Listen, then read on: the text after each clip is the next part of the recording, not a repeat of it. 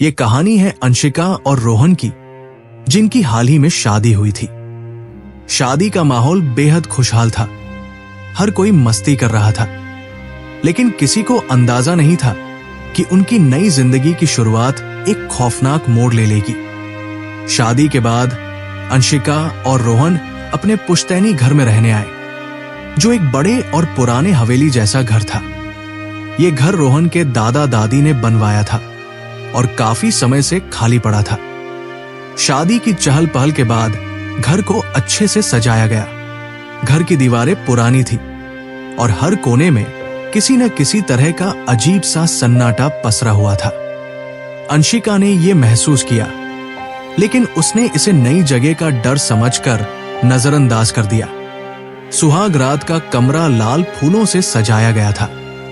चारों ओर दिए जल रहे थे और माहौल एकदम रूमानी था। रोहन ने अंशिका को एक खूबसूरत हार दिया और दोनों बातें करने लगे। जैसे ही रात बढ़ी, अचानक कमरे का तापमान गिरने लगा। अंशिका ने कहा, रोहन, मुझे कुछ अजीब सा लग रहा है। इतनी ठंड क्यों हो रही है? तभी कमरे की खिड़की जोर से खुल गई और हवा अंदर आने लगी। रोहन ने जाकर खिड़की बंद करने की कोशिश की, लेकिन वो बंद नहीं हो रही थी। रोहन ने खिड़की बंद करने की कोशिश की, तभी उन्हें अपने पीछे किसी के फुसफुसाने की आवाज सुनाई दी। उन्होंने मुड़कर देखा, लेकिन वहां कोई नहीं था। अंशिका को भी अजीब सा महसूस हो रहा था। उसे लगा जैसे कोई उसे देख रहा हो। कमरे के कोने में एक परछाई नजर आई, जो धीरे धीरे गायब हो गई। अंशिका डर गई और रोहन से बोली, मुझे ये घर ठीक नहीं लग रहा, हम कहीं और चलते हैं। लेकिन रोहन ने उसे समझाया कि ये सब उनका वहम है। आधी रात को जब दोनों सोने की कोशिश कर रहे थे, अचानक कमरे की सारी लाइट्स बंद हो गई। पूरे घर में अंधेरा छा गया। रोहन ने टॉर्च निकालकर लाइट चेक की, लेकिन फ्यूज ठीक था। तभी कमरे का दरवाजा अपने आप बंद हो गया। अंशिका और रोहन दोनों डर के मारे एक दूसरे के पास बैठ गए। दरवाजे के बाहर किसी के कदमों की आवाजें सुनाई देने लगी। रोहन ने दरवाजा खोलकर देखा, लेकिन बाहर कोई नहीं था। अंशिका ने रोहन से पूछा, ये घर इतना अजीब क्यों है? क्या तुम्हें यहां पहले भी ऐसा कुछ महसूस हुआ है? रोहन ने झिझकते हुए बताया कि ये घर उनकी दादी की मौत के बाद खाली पड़ा था। दादी ने अपनी आखिरी सांस इसी कमरे में ली थी। कहा जाता है कि उनकी मौत के बाद से इस कमरे में अजीब घटनाएं होती थी। रोहन ने कभी इन बातों पर यकीन नहीं किया था, लेकिन अब वो भी डरने लगा। रात के 3 बजे अंशिका को अचानक अपने गले पर किसी के ठंडी उंगलियों का एहसास हुआ। उसने तुरंत रोहन को जगाया, लेकिन रोहन बेहोश पड़ा था। कमरे के कोने में एक धुंधला सा साया खड़ा था। साया धीरे धीरे अंशिका की तरफ बढ़ने लगा। अंशिका की आवाज बंद हो गई और वो कुछ बोल नहीं पा रही थी। साया ने अपनी डरावनी आवाज में कहा, ये घर मेरा है, इसे छोड़ दो, वरना तुम दोनों इस घर का हिस्सा बन जाओगे। सुबह होने तक किसी तरह अंशिका और रोहन उस कमरे से बाहर निकल पाए। उन्होंने तुरंत गांव के एक पंडित को बुलाया। पंडित ने बताया कि इस घर में एक बुरी आत्मा का वास है। वो आत्मा किसी को भी चैन से यहां रहने नहीं देगी। उन्होंने घर में पूजा की और आत्मा को शांत करने की कोशिश की। पूजा के दौरान आत्मा ने अपना रूप दिखाया और चीखते हुए कहा, तुम लोग इस घर को छोड़ दो, वरना तुम्हारा अंजाम भी वही होगा जो पहले लोगों का हुआ। पंडित ने आत्मा को शांत करने के लिए अंतिम प्रयास किया। कई घंटे की पूजा के बाद घर में शांति छा गई। रोहन और अंशिका ने उसी दिन फैसला किया कि वे उस घर को हमेशा के लिए छोड़ देंगे। उन्होंने शहर में एक नई जगह किराए पर ली और वहां रहने लगे। लेकिन आज भी जब अंशिका और रोहन उस रात को याद करते हैं, तो उनकी रूह कांप जाती है। रोहन और अंशिका ने उस खौफनाक रात के बाद पुश्तैनी घर हमेशा के लिए छोड़ दिया, लेकिन उनके जीवन में डर का साया अब भी मंडरा रहा था। दोनों ने नया घर किराए पर ले लिया, लेकिन उस अनुभव ने उनकी रातों की नींद छीन ली थी। कुछ हफ्तों तक सब कुछ सामान्य लग रहा था, लेकिन फिर से अजीब घटनाएं शुरू होने लगी। रात में कदमों की आवाजें। अंशिका को रात के समय घर के हॉल में किसी के चलने की आवाजें सुनाई देती। आईने में परछाई। अंशिका को अक्सर आईने में कोई परछाई नजर आती जो तुरंत गायब हो जाती। अनजाने फुसफुसाहट। रोहन को ऐसा महसूस होता जैसे कोई लगातार उसका नाम पुकार रहा हो, खासकर रात के समय। दोनों ने सोचा कि ये सब उनके मन का भ्रम है, लेकिन धीरे धीरे ये घटनाएं और भी डरावनी होने लगी। एक दिन रोहन ने पंडित जी को फोन करके सब कुछ बताया। पंडित ने कहा, तुम लोग उस आत्मा को पूरी तरह शांत नहीं कर पाए थे, वो अब भी तुम्हारे साथ जुड़ी हुई है। पंडित ने सलाह दी कि उन्हें कुछ विशेष पूजा करनी होगी और आत्मा को उसकी दुनिया में भेजना होगा। पंडित ने एक रात चुनी जब ये पूजा करनी थी। वो रात अमावस्या की थी। पूजा के लिए कई विशेष सामग्री लाई गई और रोहन और अंशिका को निर्देश दिए गए कि वे पूजा के दौरान बिल्कुल शांत रहें। जैसे ही पूजा शुरू हुई, घर में तेज हवा चलने लगी। खिड़कियां और दरवाजे अपने आप बंद और खुलने लगे। पंडित ने मंत्रों का उच्चारण तेज कर दिया। अचानक घर में वही खौफनाक साया प्रकट हुआ। ये वही आत्मा थी जिसने अंशिका और रोहन को उस रात पुश्तैनी घर में डराया था। आत्मा ने चीखते हुए कहा, मैंने तुमसे कहा था ये घर मेरा है, तुमने मेरी शांति भंग की, अब मैं तुम्हें कभी चैन से नहीं रहने दूंगी। पंडित ने आत्मा से कहा, तुम्हारा समय पूरा हो गया है, अब तुम्हें इस दुनिया से विदा लेना होगा। पूजा के दौरान आत्मा ने पूरे घर को हिला दिया। चीजें हवा में उड़ने लगी और रोहन और अंशिका को लगा कि अब वे नहीं बचेंगे। लेकिन पंडित ने अपने मंत्रों का उच्चारण जारी रखा। कुछ देर बाद आत्मा की चीखों के साथ सब शांत हो गया। आत्मा ने एक आखिरी बार अपनी डरावनी आंखों से अंशिका और रोहन को देखा और गायब हो गई। उस रात के बाद अंशिका और रोहन के जीवन में फिर कभी ऐसी घटनाएं नहीं हुई। पंडित ने उन्हें सलाह दी कि वे हमेशा सकारात्मक ऊर्जा के साथ रहें और किसी भी डरावनी जगह या चीजों से दूर रहें।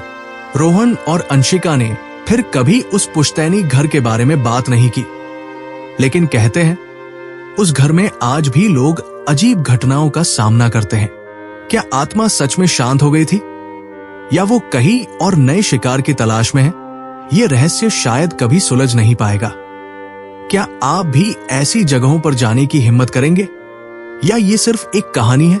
सोचिए, रोहन और अंशिका ने भले ही उस आत्मा से छुटकारा पा लिया हो, लेकिन उनकी जिंदगी अब भी पूरी तरह सामान्य नहीं हो पाई थी। पूजा के बाद कुछ महीनों तक उनका जीवन शांत रहा। उन्होंने अपने पुराने अनुभवों को भुलाने की कोशिश की और खुद को सामान्य दिनचर्या में व्यस्त कर लिया।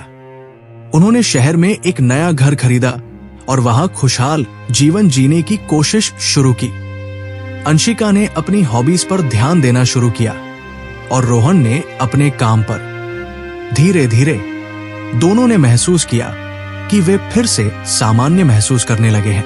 लेकिन हर रात जब वे सोने जाते तो अंशिका को हमेशा ऐसा लगता कि कोई उन्हें देख रहा है। एक रात जब अंशिका और रोहन सो रहे थे, घर के हॉल से फिर से किसी के चलने की आवाज आने लगी। अंशिका ने रोहन को जगाया और कहा, क्या तुमने भी ये आवाज सुनी? रोहन ने कहा, शायद बिल्ली होगी, चिंता मत करो। लेकिन जैसे ही रोहन हॉल में गया, उसने देखा कि उनके डाइनिंग टेबल पर किसी ने एक गिलास नीचे गिरा दिया था। रोहन ने सोचा कि यह हवा के कारण हुआ होगा और उसे नजरअंदाज कर दिया। एक दिन अंशिका को रोहन के दफ्तर से देर रात फोन आया। फोन पर बताया गया कि रोहन बेहोश हो गया था और उसे तुरंत अस्पताल ले जाया गया।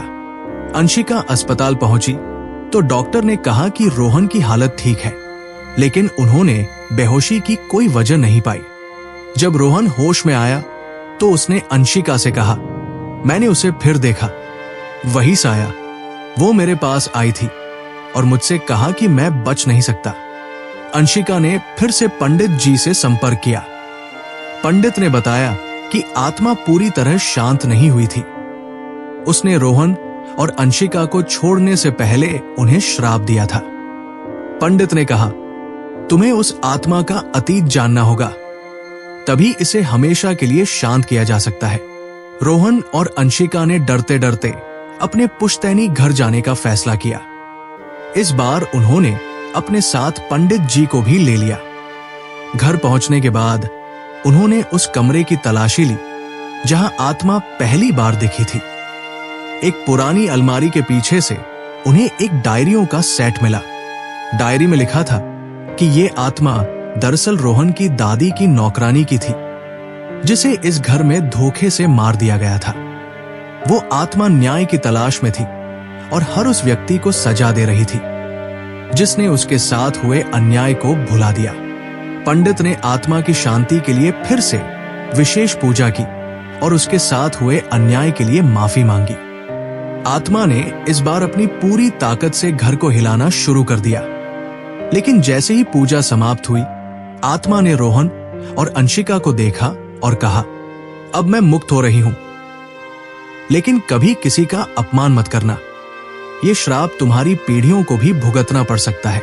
उस रात के बाद रोहन और अंशिका ने फिर कभी किसी आत्मा का सामना नहीं किया। उन्होंने अपनी जिंदगी को नई शुरुआत दी। लेकिन कहते हैं, उस पुश्तैनी घर में आज भी कभी कभी खामोश रातों में कदमों की आवाजें सुनाई देती हैं। शायद वो आत्मा पूरी तरह से मुक्त नहीं हुई थी। कुछ महीनों के बाद रोहन और अंशिका अपने नए घर में रह रहे थे। सब कुछ सामान्य लग रहा था, लेकिन अंशिका को अब भी रात के समय अजीब सी बेचैनी महसूस होती। वो महसूस करती कि कोई उनके घर में है, पर हर बार ये सोचकर खुद को शांत कर लेती कि ये सिर्फ उसका भ्रम है। एक रात जब दोनों सो रहे थे, उनके बेडरूम की खिड़की अपने आप खुल गई। ठंडी हवा का झोंका अंदर आया और अचानक कमरे का तापमान गिरने लगा।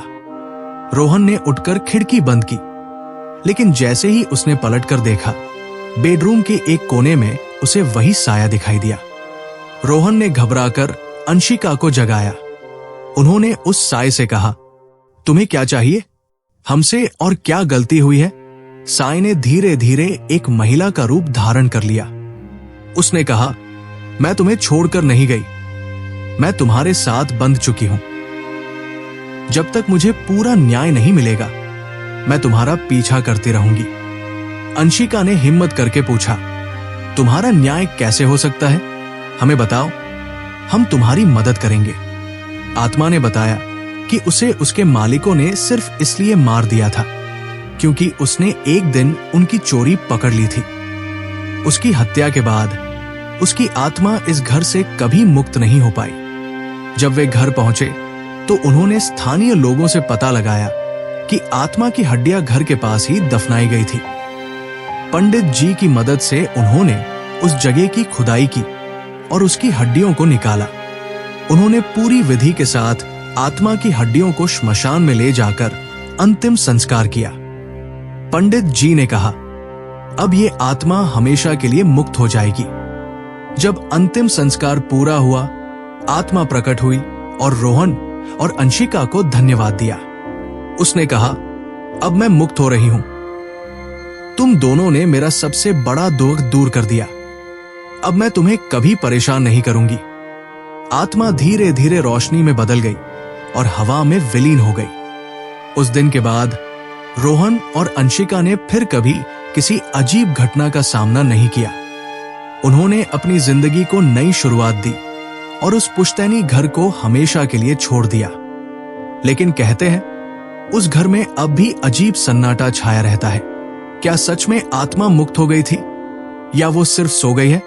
ये सवाल आज भी अनुत्तरित है। अंतिम संस्कार के बाद रोहन और अंशिका को ऐसा लगा कि उनकी जिंदगी अब सामान्य हो जाएगी। उन्होंने उस भूतिया अनुभव को अपने पीछे छोड़ने का फैसला किया और कभी भी उस पुश्तैनी घर की ओर न लौटने की कसम खाई। कुछ साल बीत गए। रोहन और अंशिका ने अपना एक छोटा परिवार बसाया। वे एक खुशहाल जीवन जी रहे थे। और उस खौफनाक रात की यादें धीरे धीरे धुंधली पड़ने लगी। लेकिन जैसा कहा जाता है, कुछ चीजें कभी पूरी तरह खत्म नहीं होती। एक रात जब उनका बेटा आरव अपनी किताब पढ़ रहा था, उसने मां को पुकारा, मां, ये औरत कौन है जो मेरे कमरे में खड़ी है? अंशिका ने हड़बड़ाकर कमरे की ओर दौड़ लगाई, लेकिन वहां कोई नहीं था। उसने सोचा कि आरव ने कोई सपना देखा होगा। लेकिन फिर से रात में घर में अजीब सी ठंड महसूस हुई। दरवाजे और खिड़कियां बंद होने के बावजूद हवा का झोंका महसूस हो रहा था। अगले दिन रोहन के ऑफिस जाने के बाद अंशिका ने महसूस किया कि रसोई में रखे बर्तन अपने आप हिल रहे थे। वो डर के मारे स्तब्ध खड़ी रही। उस रात रोहन ने भी अपने कमरे में किसी की परछाई देखी। अब यह साफ हो चुका था कि उनकी जिंदगी से वो साया पूरी तरह गया नहीं था। डर के मारे उन्होंने फिर से पंडित जी से संपर्क किया। पंडित जी ने कहा, शायद वो आत्मा पूरी तरह मुक्त नहीं हो पाई। इसका मतलब है कि तुम्हारे परिवार पर अब भी उसका कोई प्रभाव है। हमें एक और पूजा करनी होगी। पंडित ने बताया कि ये आत्मा अब और भी खतरनाक हो चुकी है।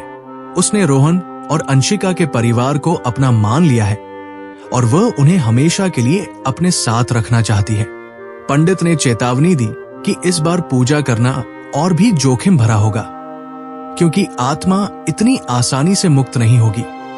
रोहन और अंशिका ने पंडित के साथ मिलकर एक आखिरी पूजा की योजना बनाई।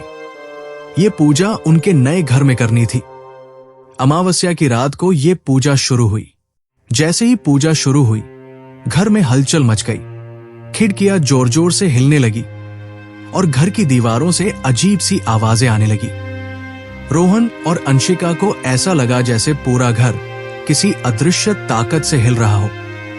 आत्मा प्रकट हुई और गुस्से से चिल्लाई, मैं यहां से नहीं जाऊंगी। ये परिवार अब मेरा है। पंडित ने अपने मंत्रों का उच्चारण और तेज कर दिया। आत्मा ने रोहन और अंशिका को डराने की पूरी कोशिश की, लेकिन उन्होंने अपनी जगह नहीं छोड़ी। आखिरकार आत्मा ने हार मानते हुए कहा, तुमने मुझे न्याय दिलाया, लेकिन मुझे अकेलेपन से मुक्त नहीं किया। अब मैं इस दुनिया से जा रही हूं, लेकिन मेरे जैसे और भी हैं जो इस दुनिया में भटक रहे हैं। आत्मा एक आखिरी बार दिखी और फिर गायब हो गई। उस दिन के बाद रोहन और अंशिका के जीवन में फिर कभी अजीब घटनाएं नहीं हुई, लेकिन उन्होंने ये सबक सीखा कि हर आत्मा को न्याय और शांति चाहिए।